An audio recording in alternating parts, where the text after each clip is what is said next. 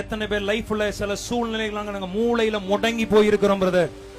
எத்தனையோ போராட்டங்களினால, நான் அடைந்த அவமானத்தினால, நான் படுகிற பாடுகளினால, உபத்திரவத்தினால, அந்த எகிப்தியின் பார்வோனின் வடிமைத்தனத்தினால, அந்த கடன் பிரச்சனையினால, அந்த வியாதியினால, அந்த சாபத்தினால வெளியே கூட தலை காட்ட முடியாம மூளையிலே முடக்கப்பட்டு இருக்கிறேன்னு சொல்ற பிள்ளைங்க கை உயர்த்துங்கப்பா.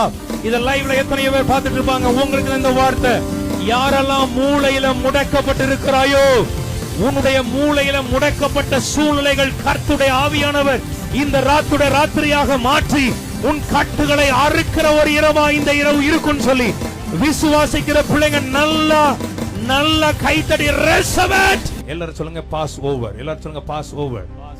எத்தனை பேர் விசுவாசிக்கிறீங்க? அதெல்லாம் பாஸ் பண்ணி வெளியே வரோம். எல்லாவற்றையும் பைபாஸ் பண்ணி வெளியே வரப்போறோம். ஆமென் சொல்லுங்க பா. அந்த நுகத்தடியிலிருந்து, அந்த உபத்திரவங்களிலிருந்து, அந்த நிபச்சொல்லுகளிலிருந்து, அந்த அவமானங்களிலிருந்து, அந்த நிந்தனைகளிலிருந்து, அந்த எல்லா விதமான நெருக்கங்களிலிருந்து, போராட்டங்களிலிருந்து எல்லாவற்றையும் பாஸ் ஓவர் தாண்ட போகிறோம் சொல்லி விசுவாசிக்கிற பிள்ளைங்க தாவீது சொன்னபடியே சொல்லாமா? உம்மாலே நான் ஒரு சேனைக்குள் பாய்வேன், சத்தமா உம்மாலே நான் ஒரு மதிலை தாண்டுவேன். நம்புற பிள்ளைங்க நல்ல கையை உயர்த்தி ஒரு அல்லேலூயா சொல்லக்கூடாதா?